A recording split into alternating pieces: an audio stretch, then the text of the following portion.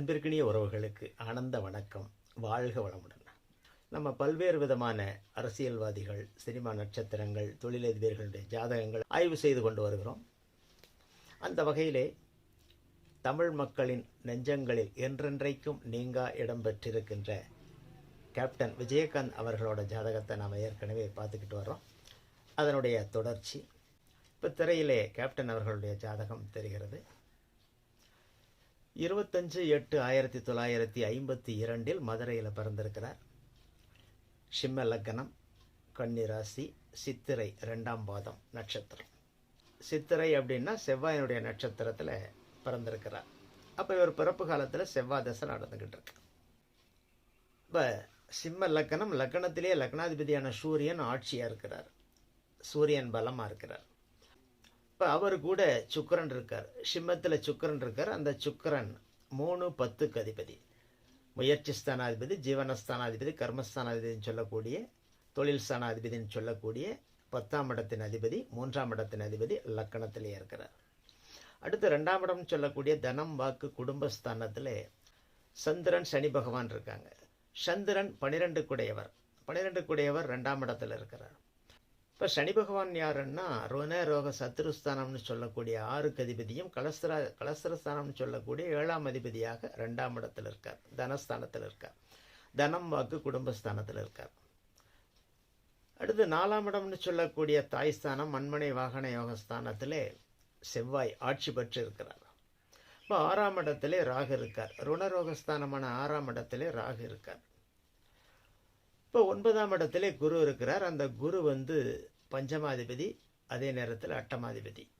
9ஆம் இடத்துல பாக்கியஸ்தானத்தில் குரு இருக்கிறார். நல்ல இடத்துல இருக்கார். 5க்கு அதிபதி 9ஆம் இடத்துல இருக்கிறது ரொம்ப ரொம்ப சிறப்பு.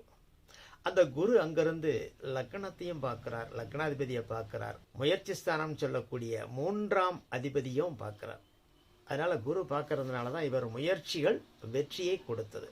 சரி, அடுத்து 12ஆம் இடத்துல, 12ஆம் இடம்னு சொல்லக்கூடிய அயன சயன போகஸ்தானம், விரயஸ்தானம்னு சொல்லக்கூடிய 12ஆம் இடத்திலே புதன் இருக்கிறார், கேது இருக்கிறார். இப்போ புதன் யாருன்னா 2ஆம் இடம் 11க்கு அதிபதி, தனம், வாக்கு, குடும்பஸ்தானம்னு சொல்லக்கூடிய 2க்கு அதிபதி, அதே நேரத்தில் லாபஸ்தானம்னு சொல்லக்கூடிய 11க்கு அதிபதி. அவர் 12ஆம் இடத்துல இருக்கிறார். விஜயகாந்த் அவர்களுடைய வாழ்க்கை வரலாறு எல்லாருக்குமே தெரியும். அப்போ அந்த நாம் கேள்விப்பட்ட அந்த சம்பவங்கள் நமது ஜோதிட விதிகளோடு எப்படி ஒத்து வருகிறது அப்படின்றது தான் அந்த ஜாதகத்தில் நாம் ஆய்வு செய்கிறோம். ஏன்னா ஜோதிடர்களுக்கும், ஜோதிட மாணவர்களுக்கும், ஜோதிட ஆர்வலர்களுக்கும் இன்றைக்கி யூடியூப் அப்படின்னு வந்ததுக்கப்புறம் நிறைய பேர் யூடியூப்பை பார்த்து ஜோதிடர்களாக மாறிட்டாங்க. தன்னோட ஜாதகங்களை நிறைய பேர் அவங்களும் அனலைஸ் பண்ணுறாங்க.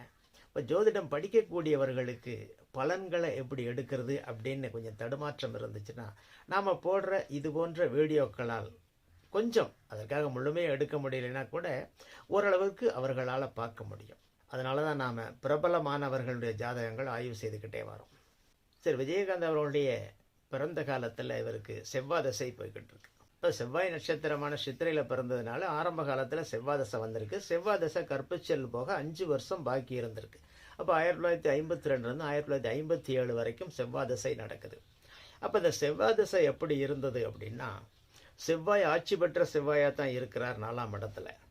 ஆனால் ஸ்திரலக்கணமான சிம்ம லக்கணத்திற்கு 9ஆம் அதிபதியான செவ்வாய் பாக்கியாதிபதியாக வந்தாலும் அந்த 9ஆம் அதிபதியே பாதகாதிபதியாகவும் வர்றார்.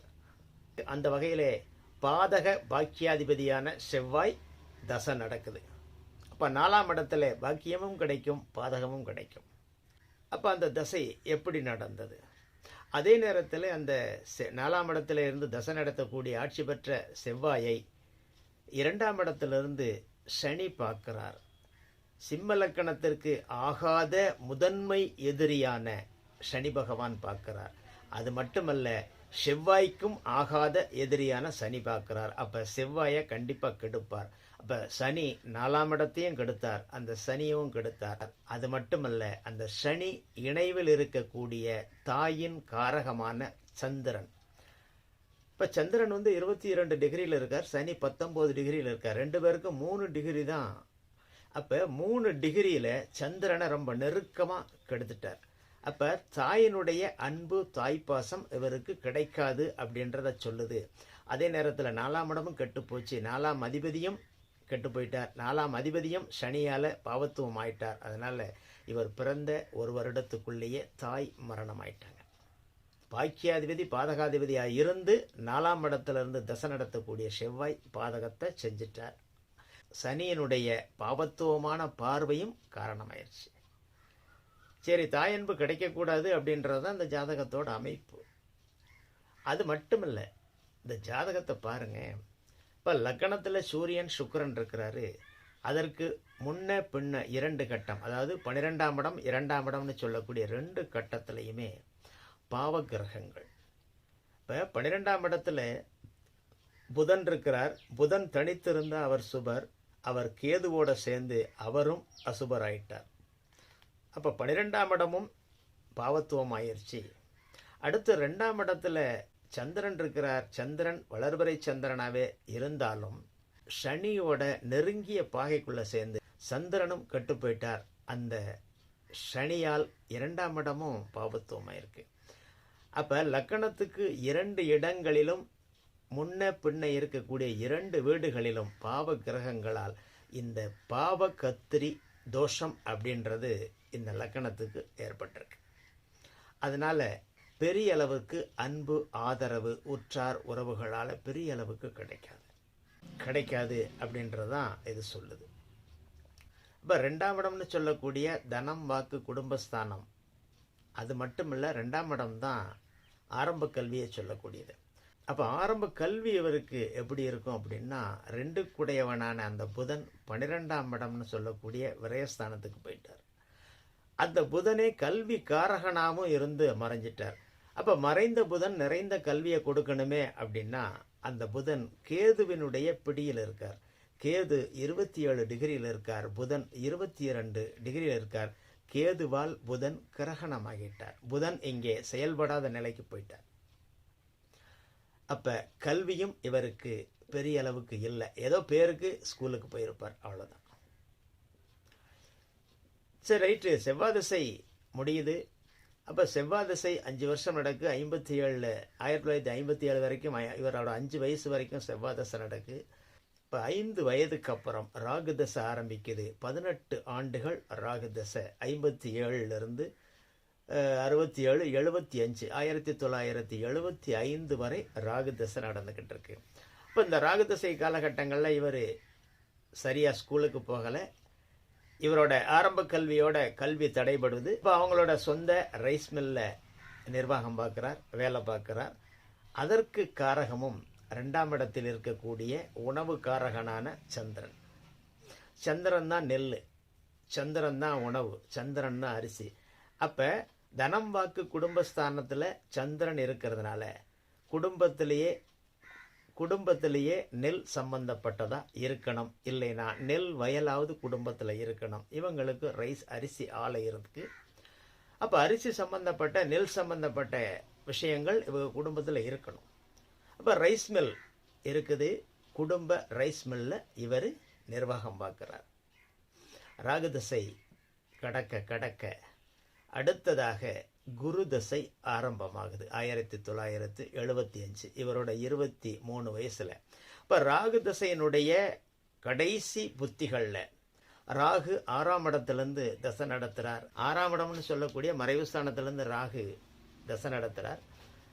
அந்த ராகு 6ஆம் இடத்திலிருந்து தசை நடத்தக்கூடிய ராகு அவரது தசையினுடைய இறுதி காலகட்டத்தில் ஊரை விட்டு கிளப்பி சென்னைக்கு காலி பண்ணி அனுப்பிச்சிடுறார். அப்போ ராகு தசையினுடைய இறுதி காலகட்டத்தில், குரு தசை ஆரம்ப காலகட்டத்தில் இவர் சென்னைக்கு வந்துடுறார். சென்னைக்கு வந்து சினிமா வாய்ப்புகள் தேடி அலைகிறார். குரு தசை ஆரம்பிச்சிருச்சு. குரு தசையில் குரு புத்தி போய்கிட்டு இருக்கு. அப்போ சினிமாவில் ஒருத்தர் ஜெயிக்கணும் அப்படின்னா, அதன் மூலமாக புகழ் அடையணும், அதன் மூலமாக பெரும் பணம் சம்பாதிக்கணும் அப்படின்னா, அதற்கு நாம் சொல்லக்கூடிய 5, 10 லக்னம் தொடர்பில் இருக்கணும்னு சொல்கிறோம். ஏன்னா 5ஆம் இடம் தான் கலை வீடு. சினிமாவை குறிக்கக்கூடிய இடம் 5ஆம் இடம். 5ஆம் இடம் தான் காதல், 5ஆம் இடம் தான் கலை, 5ஆம் இடம் தான் நாடகம், நாட்டியம், சினிமா எல்லாம். அப்போ 5 குடையவன் 10ஆம் அதிபதினு சொல்லக்கூடிய ஜீவனஸ்தானாதிபதியோட தொடர்பு ஏற்பட்டு லக்னாதிபதியோட லக்னத்தோடையும் தொடர்பில் இருக்கணும்.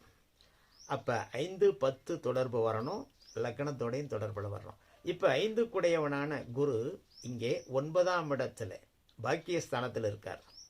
1, 5, 9 தொடர்பு இருந்தாலே அது புகழான ஒரு ஜாதகம் அப்படின்னு சொல்லுவோம்.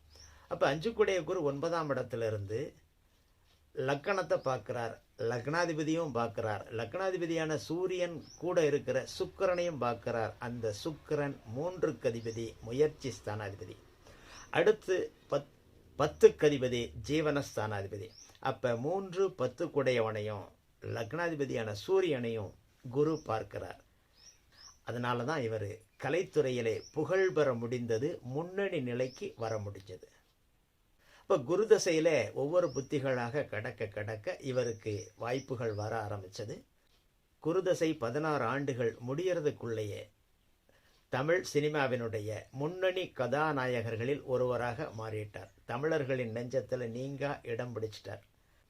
இப்போ குருதசை 1991 இவருக்கு நிறைவடைய போகுது. இப்போ குருதசை 5க்கு அதிபதியாகவும் இருக்கிறார், பாக்கியஸ்தானமான 9ஆம் இடத்துலையும் இருக்கிறார், லக்கணத்தோடும் தொடர்பில் இருக்கிறார். அப்படின்றப்ப திருமண வாழ்க்கையையும் குருவே கொடுக்கிறார். இப்போ ஒருவருக்கு திருமணம் நடக்கணும் அப்படின்னா 2ஆம் அதிபதி கொடுக்கணும், ஏன்னா குடும்ப அதிபதி. அடுத்து பஞ்சமாதிபதினு சொல்லக்கூடிய 5ஆம் அதிபதி கொடுக்கணும், இல்லைன்னா கிளஸ்தராதிபதினு சொல்லக்கூடிய 7ஆம் அதிபதி கொடுக்கணும், இல்லைன்னா 9ஆம் பாக்கியாதிபதினு சொல்லக்கூடிய 9ஆம் அதிபதி கொடுக்கணும். இந்த 2, 5, 7, 9 இந்த அதிபதிகள் தான் திருமணத்தை கொடுக்கணும். இல்லைன்னா இந்த ஸ்தானங்களில் இருக்கக்கூடியவர்கள், அமர்ந்து இருக்கக்கூடிய கிரகங்கள் திருமணத்தை கொடுக்கும். இந்த தசாபுத்திகள் தான் திருமணத்திற்கான காலகட்டம். அதே நேரத்தில் கோச்சாரங்களும் ஒத்து வரணும். அப்போ இவருக்கு குரு தசையில் கடைசி புத்தியான ராகு புத்தி காலகட்டத்தில் திருமணம் நடந்தது. அப்போ குரு இவருக்கு பஞ்சமாதிபதியாகவும் இருக்கிறார், அதே நேரத்தில் பாக்கியஸ்தானத்திலும் இருக்கிறார். அவர் லக்கணத்தையும் பார்க்கிறார், அதே நேரத்தில் சுக்கிரனையும் பார்க்கிறார். இப்போ இவருக்கு குரு தசையில் ராகு புத்தியில் சனி அந்தரத்தில் திருமணம் நடந்துச்சு. இப்போ குரு அப்படின்றவர் 5 குடையவர், 8 குடையவர், 9ஆம் இடத்திலிருந்து லக்கணத்தை பார்த்தார். அதே நேரத்தில் ராகு புத்தி, ராகு 6ஆம் இடத்தில் இருக்கார். 6ஆம் இடத்தில் இருக்கக்கூடிய ஒரு புத்தியில் திருமணம் நடக்கிறது கஷ்டம். அப்போ எப்படி நடந்துச்சு? அந்த ராகுக்கு வீடு கொடுத்தவர் 7ஆம் அதிபதியான சனி, அவர் 2ஆம் இடம்னு சொல்லக்கூடிய குடும்பஸ்தானத்தில் இருக்கார். அந்த ராகுவும் செவ்வாயினுடைய சாரத்தில் இருக்கிறார். அப்போ செவ்வாய் இங்கே 9ஆம் அதிபதி. அப்போ 5ஆம் அதிபதியுடைய தசையிலே 6ஆம் இடத்தில் இருக்கக்கூடிய ராகுவினுடைய புத்தி, அந்த ராகுக்கு வீடு கொடுத்தவன் 7ஆம் அதிபதி, அவனே 2ஆம் இடத்துல இருக்கிறான். அதே நேரத்தில் சாரம் கொடுத்தவன் செவ்வாய், அவனும் சுகஸ்தானம் சொல்லக்கூடிய 4ஆம் இடத்துல இருக்கிறான். அடுத்து சனி அந்தரம். குருதசை ராகு புத்தி சனி அந்தரத்தில் நடக்குது. சனி குடும்பஸ்தானம் சொல்லக்கூடிய 2ஆம் இடத்துல இருக்கிறான். குருதசை ராகு புத்தி சனி அந்தரம் நடைபெற்ற காலகட்டமான 31/1/1990 திருமணம் நடந்தது. சரி, திருமணத்துக்கு முன்னாடி இவருக்கு ஏதாவது காதல் இருந்துச்சா அப்படின்னா, கண்டிப்பாக காதல் அப்படின்னாலே 5ஆம் இடம். அப்போ 5, 1 தொடர்பில் இருந்துச்சுன்னா அது காதல். அப்போ 5 கூடிய 9லேருந்து 1ஆம் இடத்தை பார்க்குறான், லக்கணத்தை பார்க்குறான், சுக்கிரனையும் பார்க்குறான். அப்போ என்னென்னா நிச்சயமாக காதல் இருந்திருக்கும். அப்போ இவருக்கு காதல் திருமணம் ஏன் நடக்கலை அப்படின்னா, 7ஆம் அதிபதி தொடர்பு இருந்தால் தான் அந்த காதல் திருமணத்தில் முடியும், இல்லைன்னா காதலோட முடியும். இப்போ 5ஆம் அதிபதி 9ஆம் இடத்துல பாக்கியஸ்தானத்தில் இருந்து 10 3ஆம் அதிபதியும் லக்னாதிபதியும் லக்கணத்தையும் பார்க்குறாரு. 7ஆம் அதிபதி தொடர்பு இல்லை. 7ஆம் அதிபதியான சனி 2ஆம் இடத்துல இருக்கார். 5க்கு அதிபதியோடையோ லக்கணத்தோடோ எந்த தொடர்பும் இல்லை. காதல் இவருக்கு நிறைவேறாமல் போச்சு. காதல் திருமணம் இல்லாமல் காதலோட முடிஞ்சு போச்சு. இவருக்கு நிச்சயிக்கப்பட்ட திருமணம் நடைபெற்றது. சரி, ரைட். இப்போ இவருக்கு திருமணத்தை இவரது நண்பர் தான் பொண்ணு பார்த்து முன்னின்று நடத்தி வச்சார் அப்படின்றது தெரியும். இப்போ அது ஜாதகத்தில் காட்டுதா அப்படின்னா, 7ஆம் இடம்னு சொல்கிறது பார்ட்னர் கலஸ்தரம். அதை நட்புன்னு எடுக்கிறாங்க. நட்பு கிடையாது, அது பங்குதாரரை மட்டும்தான் 7ஆம் இடம் குறிக்கும். நட்பு அதில் இல்லை. 11ஆம் இடம் தான் நட்பு, உயிர் நட்பு. அதாவது இவருக்காக அவர், அவருக்காக இவர்னு ஒரு தொடர்ந்த நட்பு, நீடித்த நட்பு இருக்கிறதுக்கான நீடித்த நட்பு, நல்ல நட்பு, இருவருக்குமான லாபத்தை கொடுக்கக்கூடிய நட்பு அப்படின்னா, அதாவது உயிர் நட்பு அப்படின்னா அது 11ஆம் இடம். அப்போ 11க்கு அதிபதி புதன் இங்கே 12ஆம் இடத்துல விரயஸ்தானத்தில் தானே இருக்கிறார். எப்படி நட்பு, நல்ல நட்பு இவருக்கு இருந்தது அப்படின்னா, அந்த 11ஆம் அதிபதி புதன் 22 டிகிரியில் கடகத்தில் இருக்கார். கடகமனையினுடைய கடைசியில் இருக்கிறார். இப்போ கடகமனையில் இன்னும் 8 டிகிரி தான் அவர் கடக்க வேண்டியது இருக்குது. 22 டிகிரி கடந்து இன்னும் 8 டிகிரி தான் அவருக்கு இருக்குது கடகத்தில். இப்போ 8 டிகிரி கடந்துட்டாருன்னா சிம்மத்துக்குள்ளே வந்துடுவார். சரி, அப்போ சூரியன், சிம்மாதிபதியான சூரியன் எங்கே இருக்காருன்னா, இப்போ சிம்மாதிபதியான சூரியன் எங்கே இருக்கார் அப்படின்னா, சூரியன் சிம்மத்தில் 8 டிகிரியில் தான் இருக்கிறார். இப்போ சூரியன் சிம்மத்தினுடைய ஆரம்பம், சிம்மத்துக்குள்ளே நுழைஞ்சு 8 டிகிரி தான் கடந்திருக்கார். அப்போ 2 கிரகங்கள் வேறு வேறு வீடுகளில் இருந்தாலும், பக்கத்து வீட்டில் இருந்தாலும் 20 டிகிரிக்குள்ளே இருந்தாங்கன்னா அவங்க இணைவு ஒரு இடத்துல தான் இருக்காங்க, ஒன்றா இருக்காங்கன்னு தான் அர்த்தம். அப்போ புதன் 22 டிகிரியில் கடகத்தில் இருக்கிறார். அப்போ 8 டிகிரி கடகத்தில் இருக்குது. சூரியன் சிம்மத்தில் 8 டிகிரியில் இருக்கிறார். அப்போ 8 8 16 டிகிரியில் இருக்கிறாங்க. புதனும் சூரியனும் இணைவில் இருக்கிறார்கள். இப்போ புதனும் சூரியனும் இணைவில் இருக்கிறாங்க அப்படின்னா, வேறு வேறு வீட்டில் 12ஆம் இடத்துலையும் 1ஆம் இடத்துலையும் இருந்தாலுமே இணைவில் தான் இருக்கிறாங்க. அப்போ 11ஆம் அதிபதியான புதன் லக்னாதிபதியோட இணைவில் இருக்கிறார். அதனால தான் இவங்களோட நட்பு பெயர் சொல்லும் நட்பாக இருந்தது. அந்த நட்பு பிரிஞ்சதுக்கும் இதிலேயே காரணம் இருக்கு. அப்போ அந்த நட்பு நல்ல நட்பாக இருந்தது. ஆமாம், அந்த நட்பு எப்படி பிரிஞ்சது அப்படின்னா, இவங்க 2 பேருக்கும் இடையில கேதுன்னு ஒரு பிரிவினை கிரகம் இருக்கு. இப்போ 22 டிகிரியில் புதன் இருக்கிறார், 27வது டிகிரியில் கேது இருக்கிறார், 8 டிகிரியில் சூரியன் சிம்மத்தில் இருக்கார். இவங்களுக்கு இடையில கேது இருந்து பிரிச்சிட்டார். எப்போ பிரிப்பார்? அவரோட புத்தி காலகட்டங்களில், தசா காலகட்டங்களில் அந்த நட்பு பிரியும். இப்போ நட்பு, உயிர் நட்பு இருக்குதுன்னு சொல்லுது, அது பிரியும்ன்றதையும் காட்டுது. இன்னொன்றும் சொல்லுது, அந்த நட்பு அந்த 12ஆம் இடத்துல இருக்கக்கூடிய புதன் தன் வீடு அப்படின்னா அது 2ஆம் வீடு. அப்போ 2ஆம் வீடு இயங்குகின்ற காலகட்டத்திலையும் இந்த நட்பு பிரியும். ஏன்னா குடும்பஸ்தானம் இயங்கிருச்சுன்னா நட்பு பிரிஞ்சிரும். ஏன்னா இவர் விரயஸ்தானத்தில் இருக்கார் இல்லையா, குடும்பாதிபதியான புதன் விரயஸ்தானம்னு சொல்லக்கூடிய 12ஆம் இடத்துல இருக்கிறார். இப்போ நண்பர் தான் பொண்ணு பார்த்து ஓகே பண்ணி இவருக்கு திருமணத்தை நடத்தி வைத்தார் அப்படின்றத உயிர் நட்பை சொல்லக்கூடிய 11க்கு அதிபதி சூரியனோட இணைஞ்சிருக்கிறது காட்டுது. அந்த வகையில் 7க்கு அதிபதியான சனி 2ஆம் இடத்திலே இருக்கிறார். 2ஆம் இடம் சொல்லக்கூடிய குடும்பஸ்தானம். கலஸ்திராதிபதியான சனி பகவான் குடும்பஸ்தானமான 2ஆம் இடத்திலே இருந்து குடும்பத்தை நிர்வகிப்பார். இப்போ 7க்குடைய சனி பகவான் 2ஆம் இடத்திலிருந்து சுட்டி காட்டுறார். இப்போ சரி, இவருக்கு 2 ஆண் குழந்தைகள் உண்டு அப்படின்றது எல்லாருக்கும் தெரியும். இப்போ 2 ஆண் குழந்தைகள் எப்படி பார்க்கறது? இப்போ குழந்தை ஸ்தானம் அப்படின்னு சொன்னால் 5ஆம் இடம் சொல்லுவோம். அப்போ 5ஆம் இடத்தை பார்க்கக்கூடிய கிரகங்கள் ஏற்கனவே எலான்மஸ் அவர்களோட ஜாதகத்தை போடுறப்ப அதற்கு ஒரு சூட்சுமத்தையும் சொல்லியிருக்கிறோம். உச்சம் பெற்ற கிரகங்கள், ஆட்சி பெற்ற கிரகங்கள், பகை கிரகங்கள், நீசம் பெற்ற கிரகங்கள், மூலத்திரிகோணத்திலிருந்து கிரகங்கள்.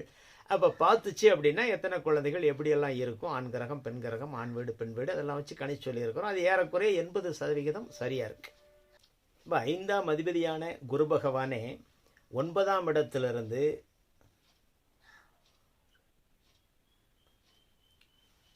இப்போ 5ஆம் அதிபதியான குரு பகவானே 9ஆம் இடத்திலிருந்து 9ஆம் பார்வையாக தன் வீட்டை பார்க்குறார். அப்போ குழந்தை ஸ்தானாதிபதின்னு சொல்லக்கூடிய 5க்கு அதிபதியும் குரு பகவான் தான். குழந்தை காரகாதிபதின்னு சொல்லக்கூடியவர் குரு பகவான் தான். அந்த குருவே அந்த ஸ்தானத்தை பார்க்குறார். அப்போ நிச்சயமாக குழந்தை பாக்கியம் உண்டு. இப்போ எத்தனை குழந்தைகள்? அப்போ அந்த குரு ஆட்சி பெற்று பார்க்குறாரா? இல்லை. உச்சம் பெற்று பார்க்குறாரா? இல்லை. மூலத்திரிகோண வீட்டிலேருந்து பார்க்குறாரா? இல்லை. அப்போ ஒரு குழந்தை அப்படின்றது உறுதி. ஆனால் அந்த குரு வக்ரம் பெற்று பார்க்கிறார். அப்போ வக்ர குருவினுடைய வக்ரம் பெற்ற கிரகத்தினுடைய பார்வைக்கு 2 அப்படின்றது அர்த்தம். அப்போ 2 ஆண் குழந்தைகள் அப்படின்றத சொல்லுது. அப்போ 2 வேற எந்த கிரகமும் தனுசு மனையை பார்க்கல. அப்போ வக்ரம் பெற்ற குருவினுடைய பார்வை 2 குழந்தைகள் அப்படின்றத சொல்லுது. குரு ஆண் கிரகம். அதே போல குரு இருக்கக்கூடிய வீடும் ஆண் வீடு. அப்போ ஆண் வீட்டிலிருந்து ஆண் கிரகம் இதை பார்க்குது. அந்த குருவை வேற யாரும் பார்க்கல. அப்போ 2 ஆண் குழந்தைகள் இவருக்கு உண்டு அப்படின்றத சுட்டி காட்டுது. சரி, கேப்டன் அவர்கள் அரசியல்ல ஏற்கனவே சிம்ம லக்னம், அதனால அரசு, அரசாங்க, அரசியல் தொடர்பு வந்தே தீரும். அதுலேயும் சூரியன் ஆட்சியா இருக்கிறார். இப்போ மேஷாதிபதியான செவ்வாயும் விருச்சிகத்தில் ஆட்சியா இருக்கிறார். மேஷத்திலேயே குருவும் இருக்கிறார். அப்போ மேஷம் சிம்மம் ரொம்ப பலமாக இருக்குது. நாம் சொல்லக்கூடிய அரச யோக விதிகளில் முதன்மை விதி, நாம் சொல்லக்கூடிய அரச யோக விதிகளிலே முதன்மை விதி என்ன சொல்கிறோம்?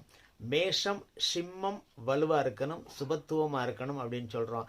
இங்கே மேஷத்திலே குரு இருக்கிறார், சிம்மத்திலேயே இன்னொரு குருவான சுக்கிரன் இருக்கிறார். மேஷம் சிம்மம் பலபலன் இருக்குது. அதே நேரத்தில் சிம்மாதிபதி ஆட்சியாக இருக்கிறார், மேஷாதிபதியும் விருச்சிகத்தில் ஆட்சியாக இருக்கார். அப்போ அரசியல் அதிகாரம் இவருக்கு வந்தே தீரும் அப்படின்றதான் சுட்டி காட்டுது. அடுத்து நாம் சொல்லக்கூடிய 2வது விதி, ஒளி கிரகங்கள் ராஜ கிரகங்கள் பங்கப்படக்கூடாது அப்படின்னு சொல்கிறோம். ஒளி கிரகமான குரு இங்கே எந்த பாவர்களுடைய பார்வையிலும் இல்லை.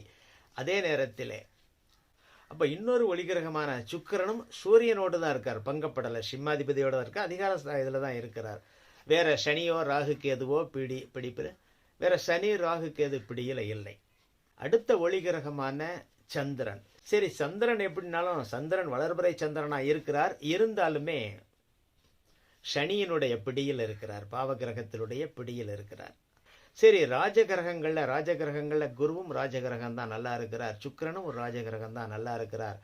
சூரியன் முதன்மை ராஜகிரகமான சூரியன் எப்படி இருக்கார்? சூரியன் ஆட்சியா இருக்கிறார். அதே நேரத்தில் சுக்கிரனோடும் இருக்கிறார். அதே நேரத்தில் கேது பக்கத்து வீட்டில இருந்து, அதாவது கடகத்திலிருந்து ஒரு 11 டிகிரியில் இருக்கார். கேதுவால கிரகணம் ஆகலைன்னாலும் கேது இணைவில் தான் சூரியன் இருக்கிறார். சூரியன் லேசா பங்கப்பட்டே இருக்கிறார். அடுத்து செவ்வாய், சனி பார்வையால செவ்வாய் பங்கப்பட்டிருக்கார். அப்ப ராஜ கிரகங்களான முதன்மை ராஜகிரகமான சூரியன் குருவினுடைய பார்வையால் சுபத்துவமாக இருந்தாலும், சுக்கிரன் இணைவிலே ஒளித்துவமாக இருந்தாலும், ஆட்சி பெற்று இருந்தாலும், கேதுவினுடைய இணைவில் இருக்கிறார். கேது அடுத்த வீட்டில் கடகத்தில் இருந்தாலும் கடகமனையில் 27 டிகிரியில் இருக்கிறார். அப்போ சூரியன் 8 டிகிரியில் இருக்கு, அதில் ஒரு 3 டிகிரி, இது ஒரு 8 டிகிரி, 11 டிகிரி. அப்போ 20 டிகிரிக்குள்ளனா இணைவு. அப்போ கேதுவால் கிரகணமாகல சூரியன், ஆனால் இணைவுக்குள்ளே தான் இருக்கிறார். அது சூரியனுக்கு ஒரு சின்ன பங்கம் தான், தோஷம்தான். அது இருந்தாலும் குரு பார்க்கறதுனால அந்த தோஷம் விலகி இருக்கு. இருந்தாலும் அது சின்ன கரும்புள்ளி. சரி, அடுத்து செவ்வாய் ஆட்சியாக தான் இருக்கிறார், இருந்தாலும் சனி பார்க்கிறார். இப்போ செவ்வாயும் லேசா பாவத்துவம் ஆகியிருக்கிறார். இப்போ ராஜகிரகங்களில் 2 ராஜகிரகமும் லேசான பாவத்துவம் ஆயிடுச்சு. அடுத்து நாம் சொல்லக்கூடிய ஒரு முக்கியமான விதி, லக்ன புள்ளி, ராசிநாதன், சூரியன், செவ்வாய் இவங்கெல்லாம் புஷ்கர நவாம்ச யோகத்தில் இருந்தாங்கன்னா நிச்சயமாக அந்த அரசியலால், அரசாங்கத்தால் இவங்க புகழடைஞ்சே தீருவாங்க, அதிகார பதவிக்கு போயிடுவாங்கன்னு சொல்கிறோம். இங்கே லக்ன புள்ளி பூரம் 2ஆம் பாதத்தில் தான் இருக்குது. பூரம் 3ன்னா அது புஷ்கர நவாம்சம். அப்போ லக்ன புள்ளியும் இல்லை. அப்போ சூரியனும் மகம் 3ஆம் பாதத்தில் தான் இருக்கிறார், புஷ்கர நவாம்சத்தில் இல்லை. இங்கே புஷ்கர நவாம்சத்தில் இருக்கக்கூடிய ஒரே ஒரு கிரகம் குரு மட்டும்தான் கிருத்திகை 1ஆம் பாதத்தில் இருக்கார். அதனால தான் இந்த அளவிற்கு அவரால் அரசியலிலே புகழ், எதிர்கட்சி தலைவர் அப்படின்ற நிலை வரைக்கும் போக முடிஞ்சிச்சு. அடுத்து நாம் சொல்லக்கூடிய முக்கியமான விதி, இப்போ அரசியலில் முதலமைச்சர் ஆகணும் அப்படின்னு சொன்னால் நாம் சொல்லக்கூடிய அரசு யோக விதிகளில் நாம் சொல்லக்கூடிய ஒரு 8 விதிகளும் முக்கியமான விதிகளாக இருக்கும். அந்த விதிகளில் அடுத்து நாம் சொல்லக்கூடிய ஒரு முக்கியமான விதி சூரிய சந்திரர்கள். சூரிய சந்திரர்கள் தங்களுக்குள் ஒன்று கோணத்தில் இருக்கணும். திரிகோணம் சொல்லக்கூடிய 1, 5, 9 ஸ்தானங்களில் இருக்கணும். சரி, அதில் இல்லையா அடுத்து கேந்திரங்களில் 1, 4, 7, 10லையாவது இருக்கணும். அதுலேயும் இல்லைன்னா 3, 11ன்னு சொல்லக்கூடிய வெற்றி லாபஸ்தானங்கள்லையாவது இருக்கணும்.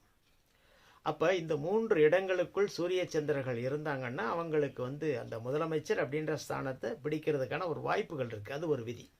இப்போ இங்கே சூரியன் சிம்மத்தில் இருக்கார், சந்திரன் அதற்கு அடுத்த வீடான கன்னியில் இருக்கார்.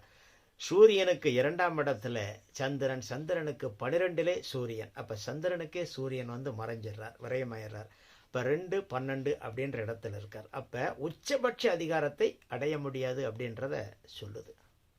அப்போ அரசயோக விதிகள்னு நாம் சொல்லக்கூடிய ராஜகிரகங்கள், ஒளி கிரகங்கள் நல்லா இருக்கணும். சூரிய சந்திரர்கள் நாம் சொல்லக்கூடிய ஸ்தானங்கள் இருக்கணும்.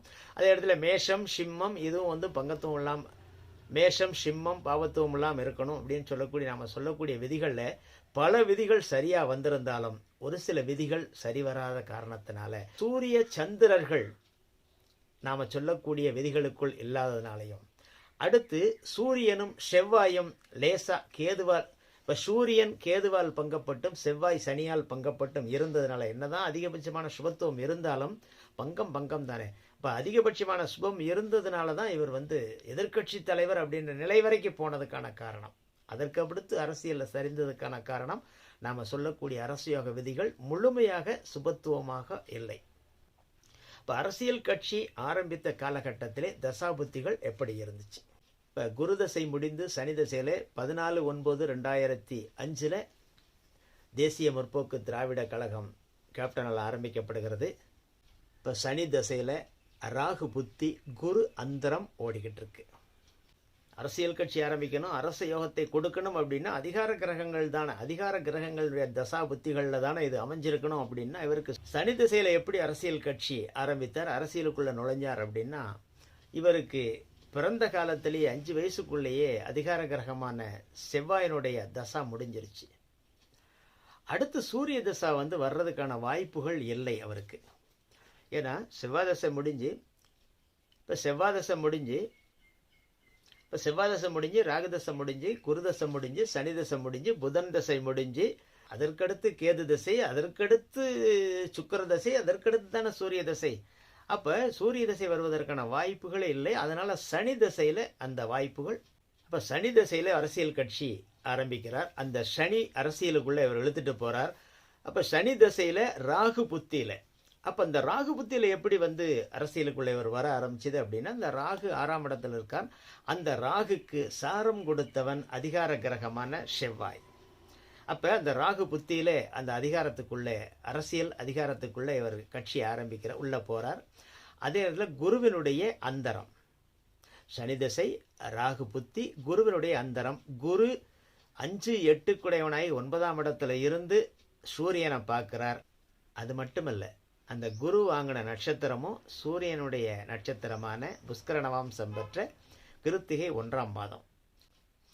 அதிகார கிரகமான தலைமை கிரகமான சூரியனுடைய சாரம் பெற்ற குருவினுடைய அந்தரத்திலே, அதிகார கிரகமான செவ்வாயினுடைய சாரம் பெற்ற ராகுவினுடைய புத்தியிலே, 2ஆம் இடத்திலிருந்து தசை நடத்தக்கூடிய சனியினுடைய தசையிலே 14/9/2005 அன்று இவர் தேசிய முற்போக்கு திராவிட கழகம், அதாவது தேமுதிக கட்சியை ஆரம்பிக்கிறார். அப்போ சனி திசையில் கட்சி ஆரம்பிக்கிறார் அப்படின்னா 2ஆம் இடத்திலே இருக்கக்கூடிய அந்த சனி பகவான் யாரு? அப்போ அந்த கலஸ்திராதிபதியான மனைவியின் ஸ்தானம் பெற்ற சனி பகவான் குடும்பத்திலே இருந்து கட்சியை ஆரம்பிக்க சொல்கிறார். அப்போ மனைவியினுடைய ஆதரவு ஆசியால், மனைவியின் வேண்டுதலாலும் இவர் கட்சி ஆரம்பிக்கிறார். ஏன்னா 7ஆம் அதிபதி மனைவி, அவங்க தான் 2ஆம் இடத்துல இருக்கிறாங்க, குடும்பத்துக்குள்ளே இருக்கிறாங்க. அந்த ஸ்தான கிரகமான சனி பகவான், அவங்களோட அந்த சனி பகவானுடைய தசை. அப்போ மனைவியினுடைய ஆசை, அபிலாஷை, அந்த மனைவியினுடைய ஆசை, வேண்டுதல், ஆசீர்வாதம் எல்லாமே, ஆதரவு எல்லாமே இருந்ததுன்னு சொல்லலாம்.